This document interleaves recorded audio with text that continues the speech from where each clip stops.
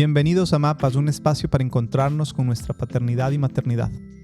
Un gusto estar aquí nuevamente con todos y todas ustedes. Me encuentro con Margarita Valencia, pedagoga con más de 35 años de experiencia, autora del libro Descubriendo el universo de los niños. Ha asesorado proyectos de educación alternativa en toda Latinoamérica y es creadora de la educación humanizada. Además, soy mamá de 2 hijos y abuela de 2 nietos. Mi nombre es Samuel Aguirre, psicólogo con especialización en neuropsicología y educación y padre de 2 hermosos niños. Como siempre, en Mapas, trabajamos con las preguntas de nuestra comunidad. Hoy vamos a escuchar una pregunta que nos hacen y nos va a servir para irnos adentrando en el tema que vamos a tratar.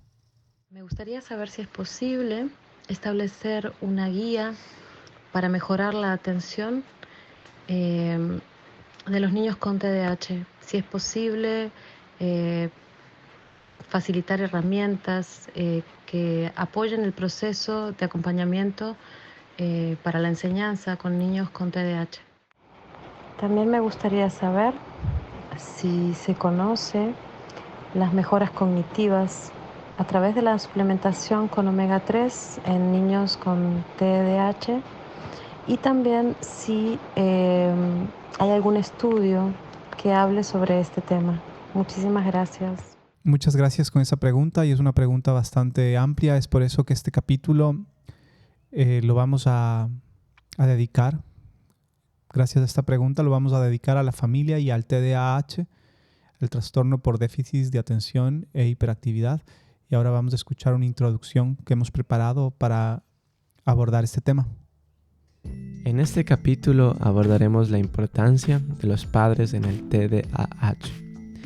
Hablar del rol de la familia en el que alguno de sus miembros ha sido diagnosticado con trastorno por déficit de atención e hiperactividad es sumamente importante, ya que se estima que afecta aproximadamente al 5% de los niños en edad escolar. Este tema es aún más relevante en la actualidad, donde las familias contemporáneas enfrentan desafíos significativos debido a la diversidad en sus estructuras y dinámicas. Aunque la familia enfrente numerosos retos, cambios y particularidades, sigue siendo una institución esencial para la sociedad. La familia, como núcleo de la sociedad, desempeña un papel clave en inculcar valores y establecer redes de apoyo para promover una mejor vida, siendo los padres los principales líderes en la intervención desde el hogar. Las dificultades en la dinámica familiar pueden manifestarse en el niño como hiperactividad, reflejando tensiones subyacentes entre los padres. Por otro lado, los padres de los niños con TDAH y comportamientos disruptivos suelen emplear estilos de crianza más autoritarios y menos consistentes, lo que puede influir en la persistencia de los síntomas del trastorno en sus hijos. Esta es una cita de Johnston de 1996.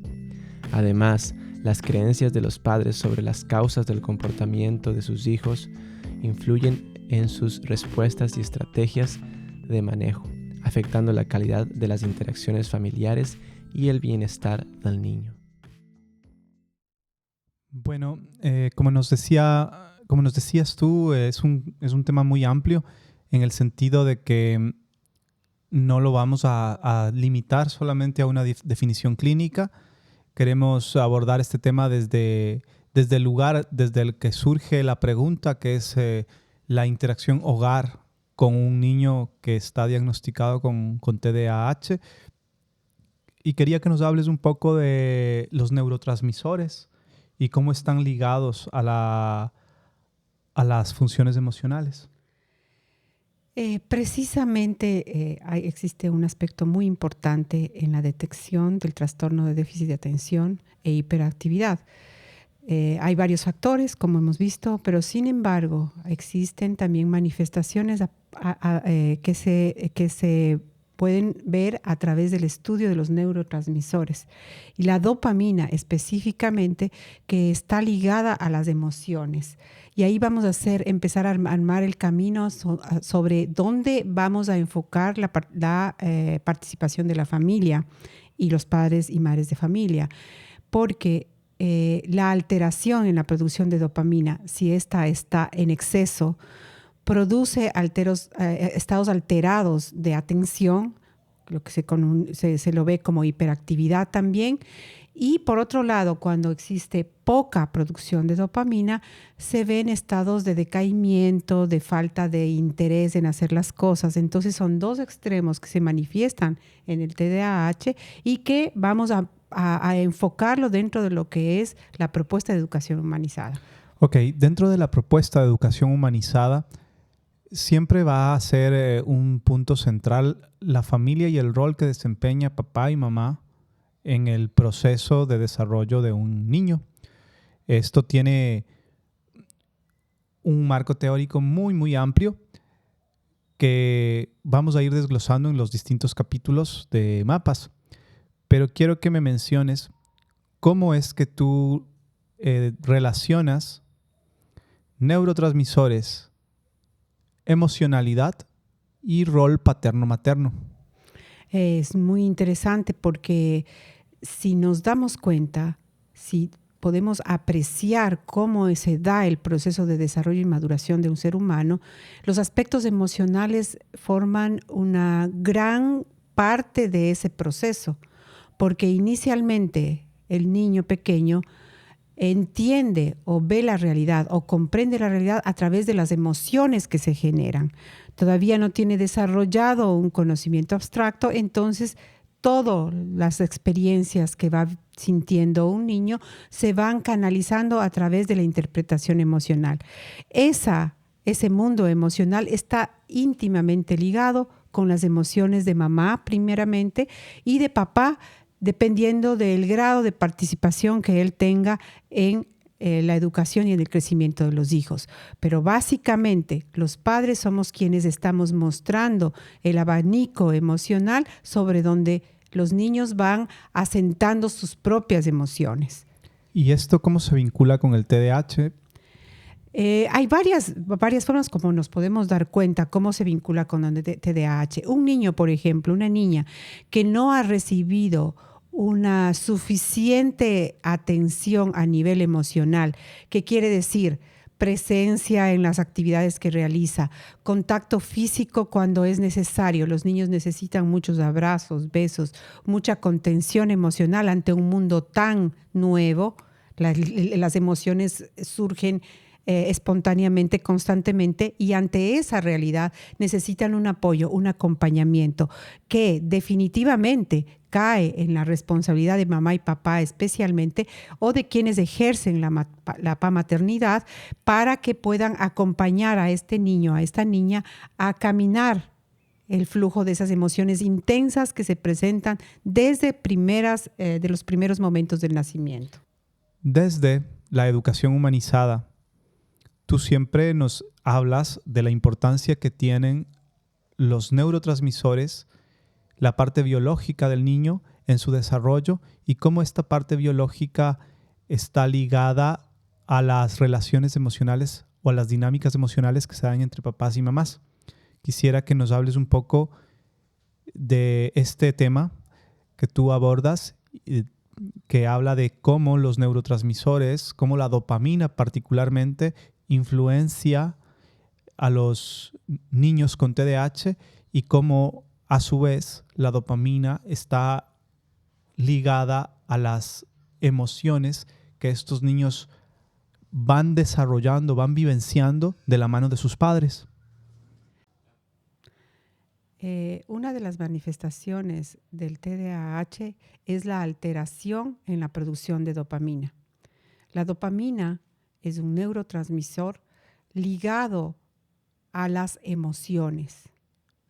Si analizamos el proceso de crecimiento de los seres humanos en los primeros años de vida, vinculados al desarrollo del cerebro límbico, emocional, entonces nos damos cuenta que a través de las emociones, los niños, el ser humano va entendiendo el mundo. en la primera infancia la dependencia emocional es de papá y mamá.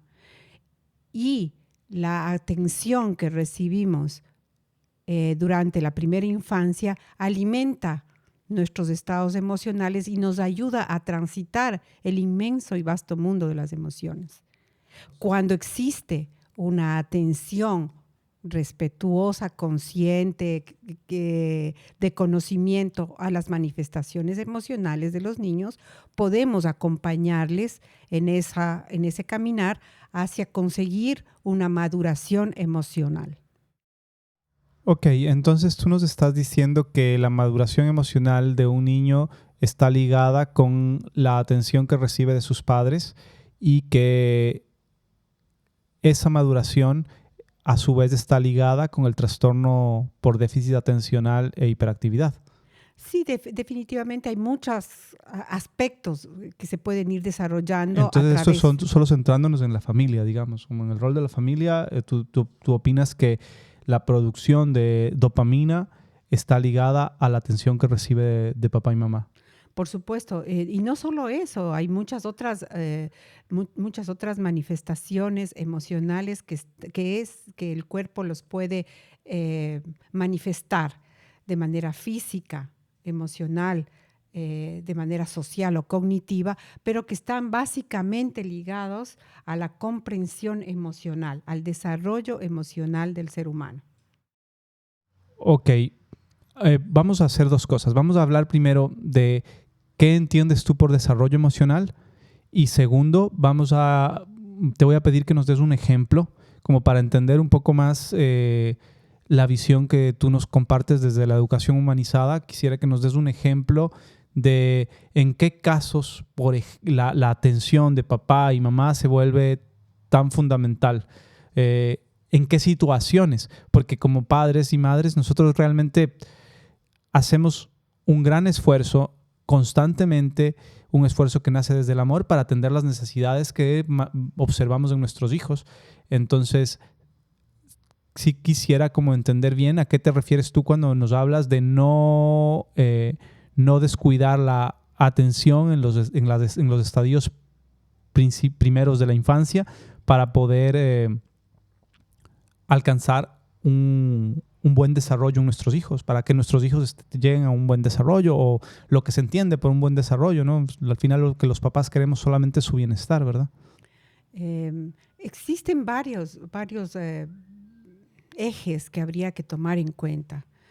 El aspecto emocional obviamente es el más básico porque nuevamente, como dije a un inicio, el niño asimila el mundo a través de las emociones que va sintiendo.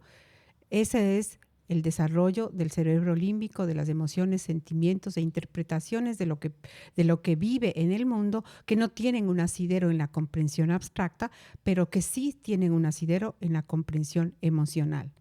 ¿Y por qué esta comprensión emocional afectaría al TDAH? En ese sentido, vamos a tomar un ejemplo muy concreto.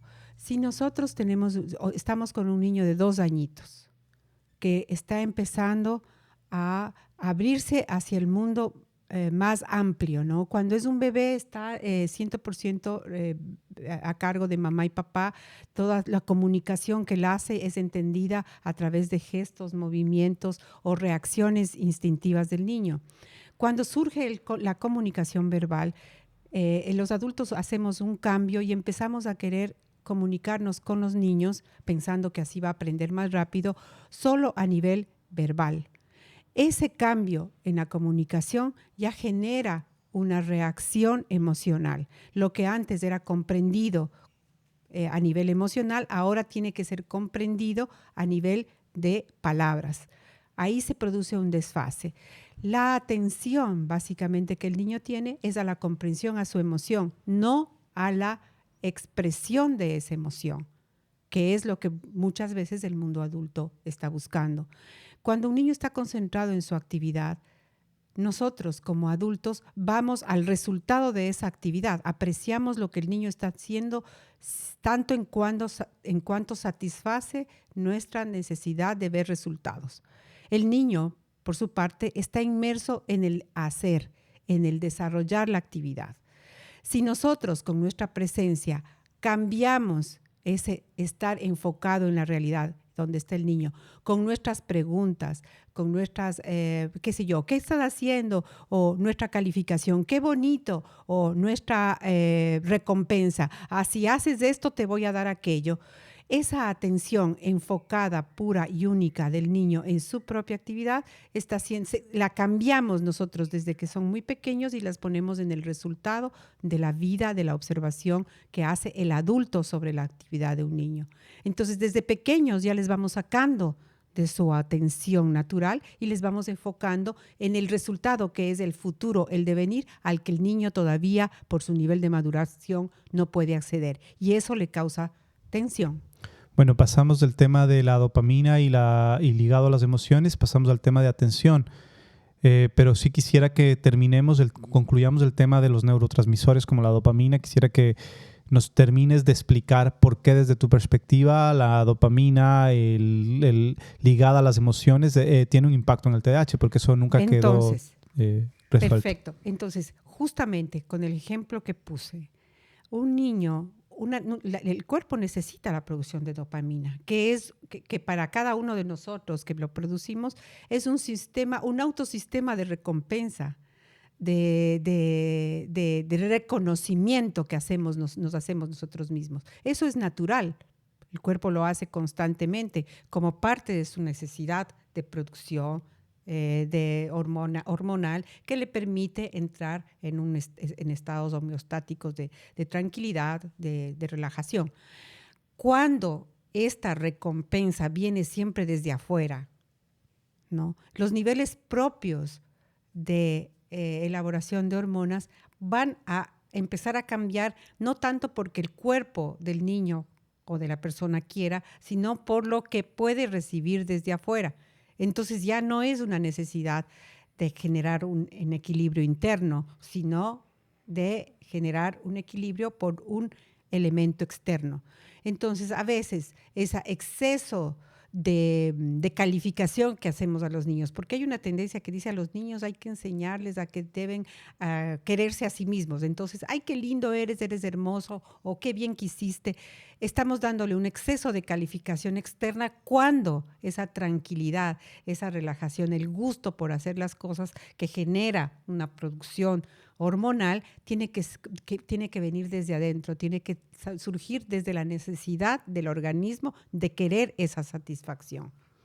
Bueno, entonces, lo que nos estás diciendo, entonces, me parece que no quisiera como que lo enlazaras nuevamente con el tema de la atención a los padres, porque si yo escucho esto, puedo caer en pensar que mientras más lejos esté, más autosuficiente va a ser mi hijo o hija para producir sus propios mecanismos de satisfacción a través de las actividades que desarrolle. ¿Por qué consideras que los padres tienen que estar presentes dentro de este proceso? Porque de lo que partimos es que la producción de dopamina estaba ligada a la atención también en ciertos momentos de papá y mamá. Es que sí, porque la atención no es únicamente estar viéndole al hijo de mañana, tarde y noche, no. La atención implica una serie de aspectos que van relacionados, por ejemplo, con el ambiente que creamos para el niño, ¿no?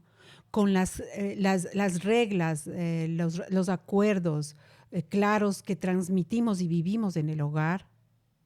Va relacionado también con los ritmos que estamos creando en nuestra vida cotidiana, que generan ciertas regularidades que van también a calmar los estados de ánimo de los niños. Entonces viene de varios aspectos. Por un lado, la atención. Yo estoy aquí cuando estás triste, cuando necesitas un abrazo, cuando quieres mi presencia, pero también yo estoy aquí porque los ambientes que he creado en casa son adecuados para tus necesidades. Yo estoy aquí cuando coloco una regla, una referencia que le ayude a la convivencia y al desarrollo social.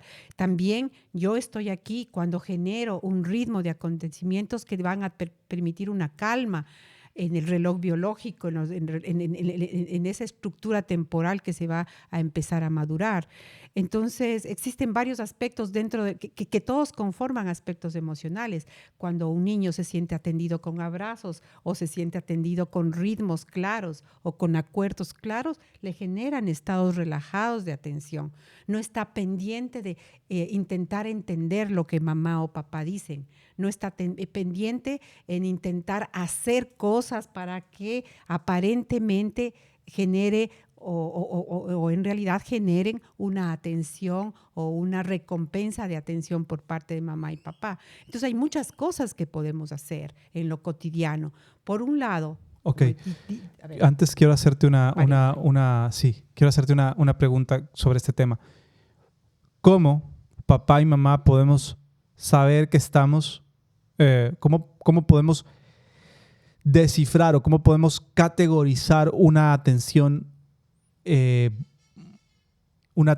sea la que nuestros hijos necesiten? Porque no quisiera que con esto podamos generarnos a nosotros, los padres y madres, esta sensación de lo estaré haciendo bien o lo estaré haciendo mal, digamos, esta dicotomía que realmente hacia allá no va la educación humanizada, no va a esa categorización de bueno o malo, pero sí quisiera que nos expliques qué podemos entender o cómo interpretamos el tema de estar otorgando la atención que nuestros hijos necesitan. ¿Desde qué lugar? Desde el lugar de conocer los estadios del desarrollo, desde el lugar de realmente haber hecho un vínculo emocional. ¿Desde qué lugar podemos decir, ok, yo estoy realmente cumpliendo con la atención que mi hijo necesita? O ¿cómo podrías decirle a un papá que te pregunta, bueno, pero ¿cuál es la atención que mi hijo necesita? ¿Qué le responderías a ese papá, digamos? O a esa mamá que te diga, bueno, ¿y cuál es la atención que mi hijo necesita? Porque nos estás hablando de una atención que nuestros niños necesitan. La atención que los niños necesitan está estrechamente vinculada a sus necesidades de crecimiento. La atención que necesita un bebé de meses es muy diferente a la atención que necesita un hijo a los 6, 7 años o un adolescente. Todos necesitamos atención, pero tiene que ir en crecimiento o en el respeto a las necesidades de cada una de las etapas de desarrollo. Y en eso, en tu pregunta, está la respuesta. Lo que necesitamos es saber lo que está pasando en la mente, en el cuerpo físico, en sus estructuras de crecimiento, lo que está pasando en cada momento con nuestros niños y cuáles son sus necesidades. Básicamente, existe una necesidad básica de sobrevivencia que es el amor. ¿Qué significa el amor? El sentirse protegido, entendido, amado, cuidado. Esa es una necesidad básica. Sobre esa necesidad básica, papá y mamá o quienes ejercemos la paternidad tenemos una responsabilidad mayor. Y para tener esa responsabilidad necesitamos también conocer. Hemos vivido en una sociedad donde el comportamiento humano ha sido lo menos que se ha estudiado. Entonces, vamos a profundizar en qué necesita ese comportamiento humano, el desarrollo de ese comportamiento humano, qué necesita para que pueda potencializar sus capacidades. Y no solo quedarse tapando las dificultades que todos, tarde o temprano, hemos vivido en la vida. Quiero hacerte una pregunta. ¿Por qué ahora se vuelve crucial el tema de estudiar, desde tu perspectiva, por supuesto? ¿Por qué ahora se vuelve crucial el tema de aprender más sobre los estadios de desarrollo de nuestros hijos? Si es que antes fue algo que ocurría simplemente de forma empírica, el tema de la crianza. Bueno, básicamente porque ahora las circunstancias de la organización familiar han cambiado. Yo creo que es momento de que analicemos y nos pongamos la mano en el corazón y realmente nos demos cuenta si existe una relación intrínseca en el cambio de la organización familiar que estamos viviendo actualmente con la aparición de estos nuevos de estas nuevas trastornos que, si bien son una característica de todas las sociedades, pero que se están viendo ahora en una escala ascendente del trastorno a nivel social. Entonces, ahí tendríamos que ubicarnos qué estamos haciendo, qué está sucediendo como familia, cuáles son las condiciones en las que tenemos que maternar y paternar los nuevos padres y madres de familia, en qué ha cambiado eso y cómo esa nueva estructura familiar ha incidido en el tipo de atención que se da a la infancia. No estoy diciendo que sea mal, bien, peor o mejor, sino en el tipo y la calidad de atención que se le dé a la infancia, ¿no? Actualmente, los niños, por ejemplo, por poner un ejemplo, actualmente los niños pequeños tienen que vivir cotidianamente con el trabajo en casa de mamá y papá. ¿Dónde está la vida familiar?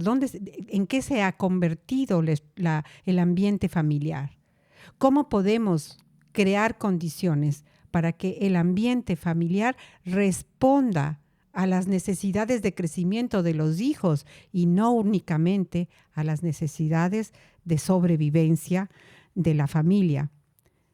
¿Cómo podemos crear una conciencia donde prioricemos la atención a los menores, a los niños y niñas, y en los ambientes familiares, en los ambientes también comunitarios que permitan una manifestación espontánea de la emocionalidad de los niños sin estar atravesada por la interpretación a veces excesiva de si es o no mal educado o bien educado un niño.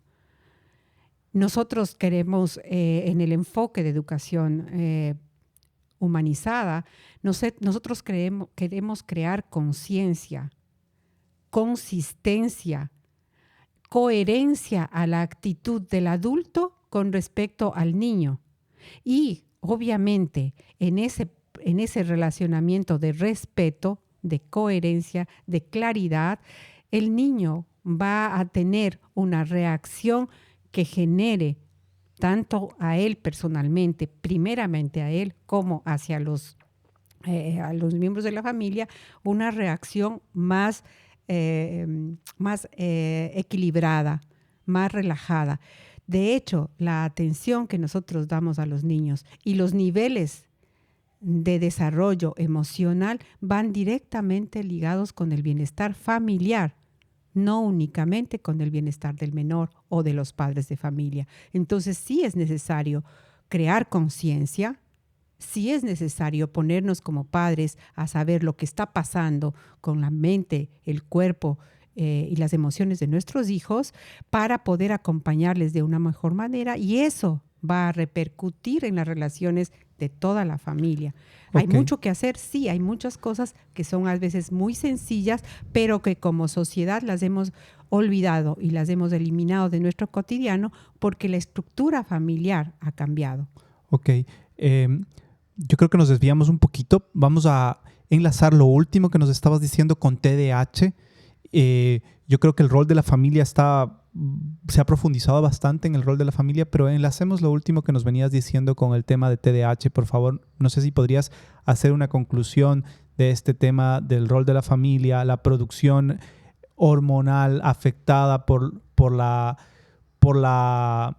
búsqueda de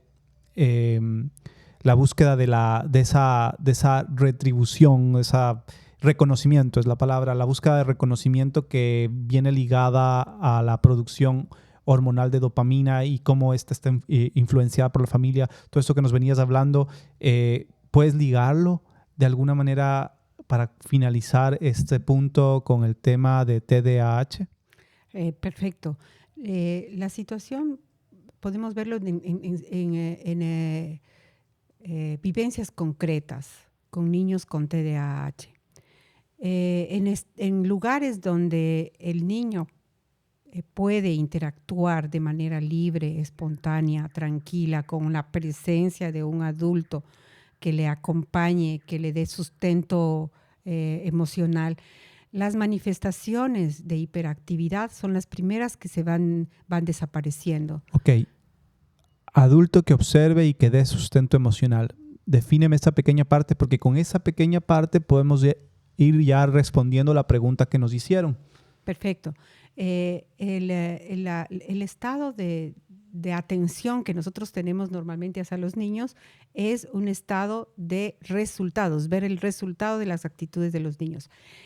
Cuando hablo de atención es simplemente observar sin interpretación las actividades de los niños.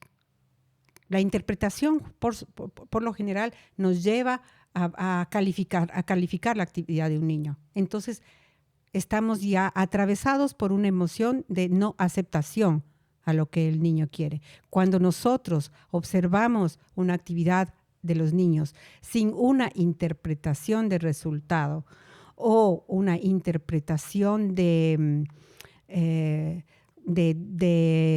recompensa, si lo haces de tal manera o de tal otra, te vas a recompensar con mi actitud.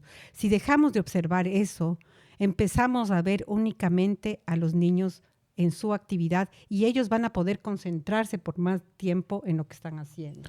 Ok, entonces la pregunta fue actividades que una familia con TDAH puede desarrollar en casa. Voy a resumir como primera actividad la capacidad de observar a un hijo sin la necesidad de buscar un resultado en lo que él está haciendo, sino entendiendo la manifestación de sus intereses como parte de un proceso de aprendizaje. Quisiera saber si nos puedes dar otro caso concreto, otra actividad concreta que un padre y una madre puede desarrollar en casa, ya que esa fue la pregunta, si es que consideras que cabe hacerlo, porque yo pienso que ya este primer mapa que se comienza a dibujar es bastante revelador. Básicamente, por un lado está la observación que haga el adulto que no esté atravesada por intereses o por expectativas personales. El ambiente preparado. Siempre voy a hacer énfasis en la importancia del ambiente preparado para las necesidades de los niños. En cada etapa de desarrollo los niños tienen ciertas necesidades que los adultos debemos conocer para que el ambiente donde el niño pasa la mayor parte del tiempo, especialmente el hogar, sea adecuado para que desarrolle las capacidades innatas que son la necesidad de experimentar, de jugar, de probar, que todas ellas hacen en su conjunto, van a actuar en la consolidación del conocimiento y del pensamiento abstracto. Entonces, el ambiente es fundamental. Ok, voy a hacer aquí un paréntesis para hablar de una casa que no esté construida en la función de las necesidades de un padre y una madre que trabajan, sino que también pueda tener un espacio para que el niño pueda explorar sin transgredir el orden que un padre o una madre puede esperar que tenga su casa, ¿verdad? Justamente porque el ambiente preparado, cuando hablamos de ambiente preparado, vamos a hablar siempre de acuerdos, reglas, límites, como la gente lo quiera llamar. Vamos a hablar de ritmos, donde se puede establecer horarios para ciertas cosas o, qué sé yo, actividades que se realizan en cierto momento, que sean para todos, que sean una referencia para todos. Dentro de los acuerdos también está el orden. Un ejemplo, por ejemplo, ok, vamos a poner en casa porque a ti como niño te interesa experimentar el agua. Vamos a poner en casa un espacio para jugar con agua, pero en la noche ya no se juega con agua, por ejemplo. Por supuesto, esos son los acuerdos, esos son los ritmos que se establecen. Y ahí la cercanía de los padres es indispensable para todo este mundo que se va a abrir de acuerdos, reglas, que forma parte del desarrollo social. Por lo general, los niños que tienen TDAH tienen dificultades sociales porque justamente la hiperactividad les impide concentrarse en lo que es el respeto a todos. Por eso, las bases para el respeto hacia lo que cada uno hace y lo que hace en referencia o en relación a los otros están en sus vivencias iniciales en el hogar, que es donde el niño aprende las características básicas de comportamiento humano. es ahí, y para ello necesita la presencia de los referentes que son necesarios. El niño adora a los referentes que son papá y mamá, ama a esos referentes, necesita de esa disciplina, de esa autoridad, porque esa disciplina y esa autoridad le dan seguridad. Okay. Cuando no existe esa seguridad, justamente a nivel interno existe una falta de tranquilidad, ¿no? No se siente bien, no entiende, a ver, ¿qué me dijeron? ¿Puedo hacer esto o no puedo hacer aquello? A veces hago o a veces no hago. A veces se ríen porque hago esto, otras veces se enojan. Esa falta de claridad, de consistencia, incide en los estados emocionales del niño, que al intentar comprender el mundo adulto se enfoca o va encaminado hacia manifestaciones incontrolables desde la perspectiva del adulto, y también que el niño las siente como incontrolables desde su propia perspectiva. Ok, yo te he visto muchas veces interactuar con niños y en contraste con lo que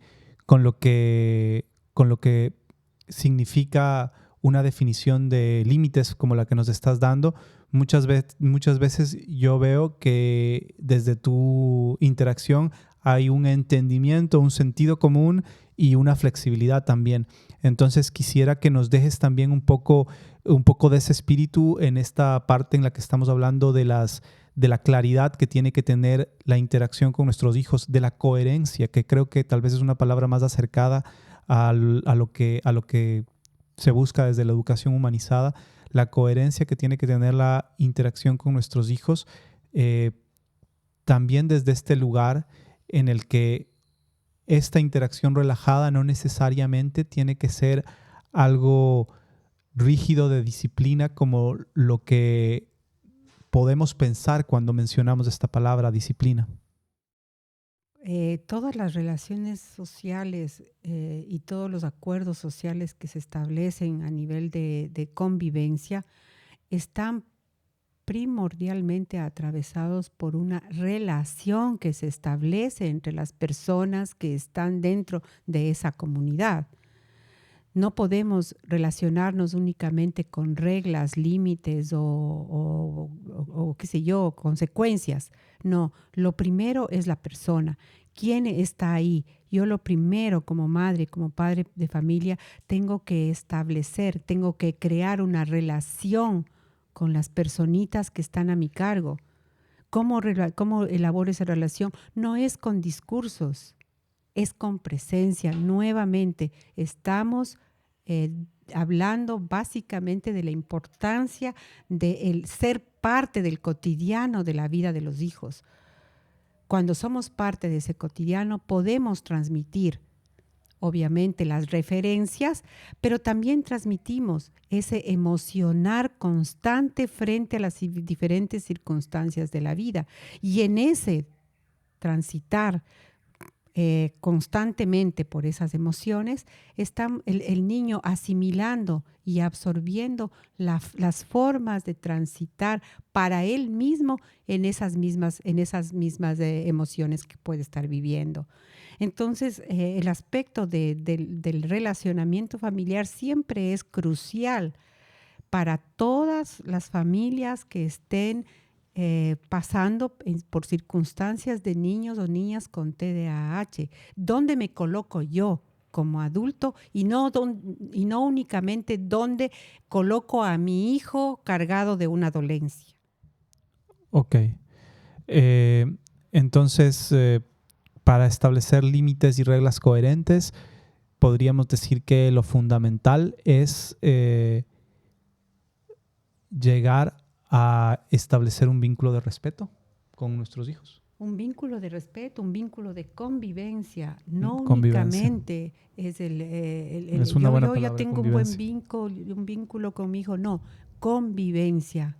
El niño necesita convivir con papá, con mamá, con las personas importantes que le generan una tranquilidad emocional. Y convivir con sus ritmos también, ¿verdad? Que le ayudan exactamente.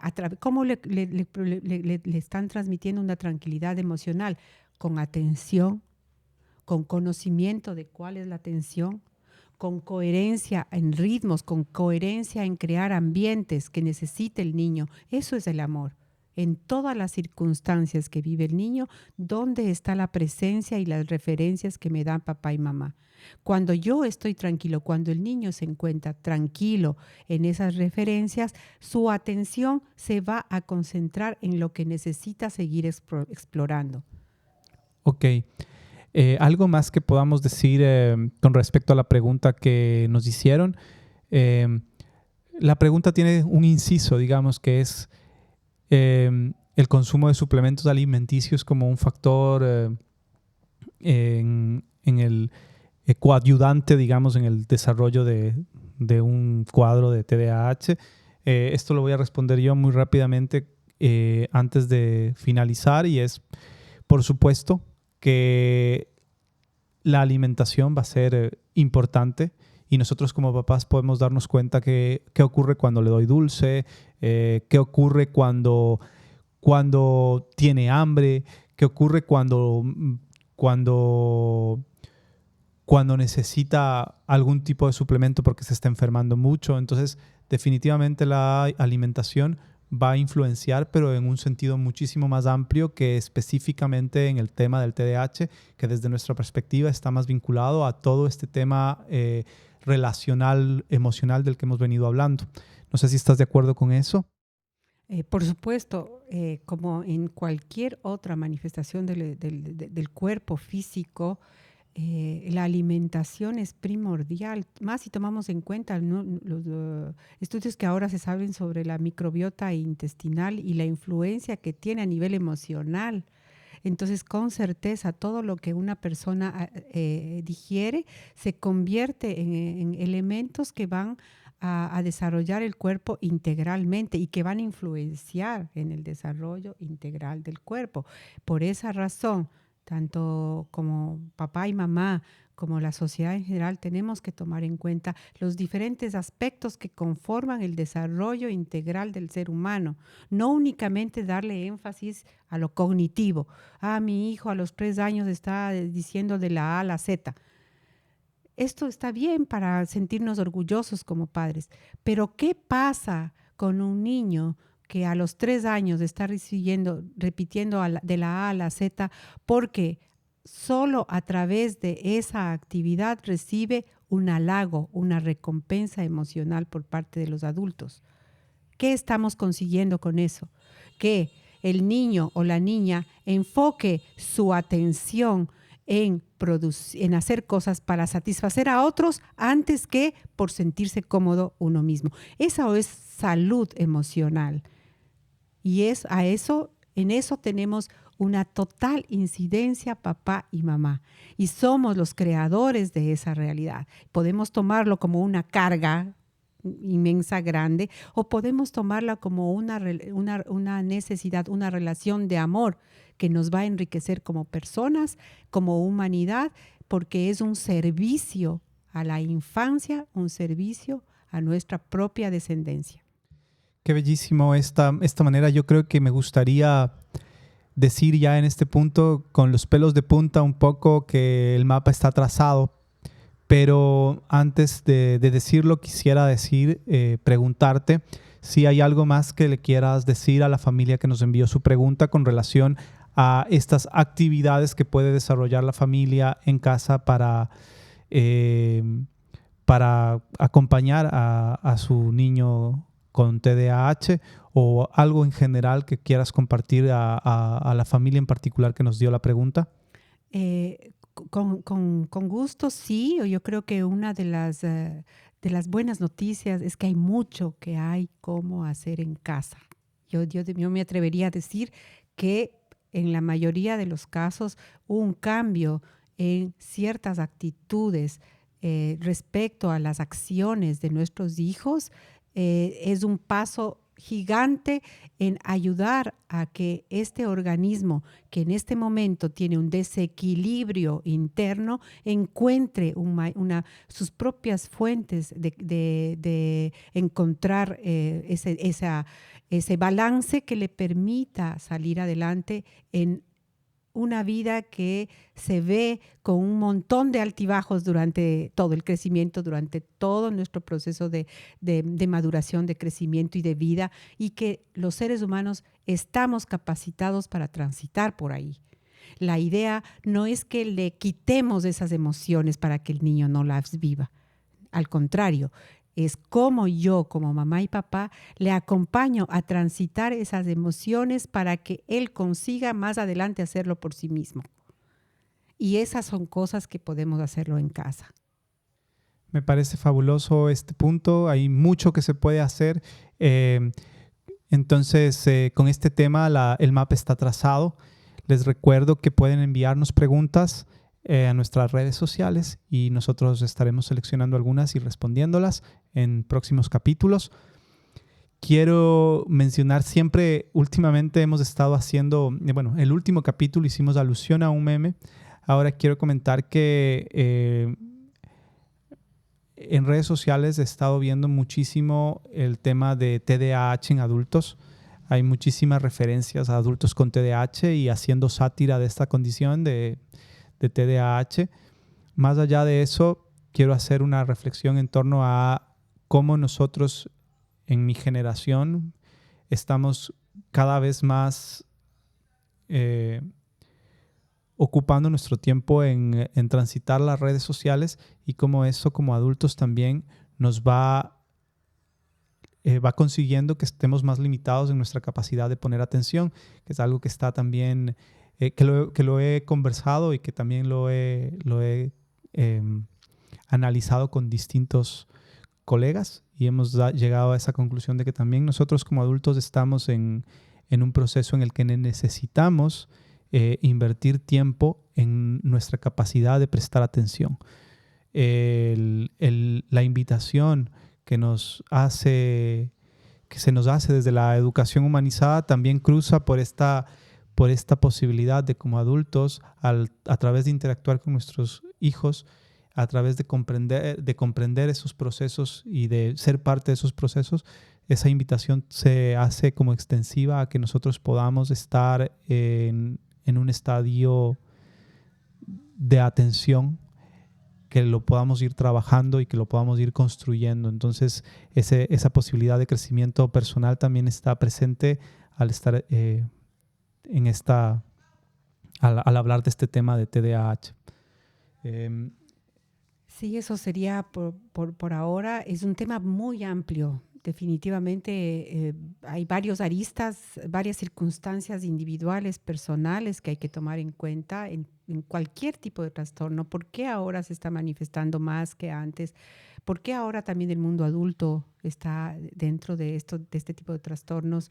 ¿Cuál es la influencia de la tecnología? En fin, hay muchos aspectos que quedan por abordar dentro de la gran pregunta que nos hizo nuestra amiga ahora y que vamos a poder seguir analizándoles poco a poco, pero siempre dejando la opción de que más preguntas vayan llegando a este espacio. Sí, recordarles eso nuevamente, que nos envíen sus preguntas, porque eso desde ahí se está desarrollando todo este mapa. Concluimos este capítulo. Esperemos que esta conversación haya sido igual de enriquecedora para ustedes que para nosotros. Y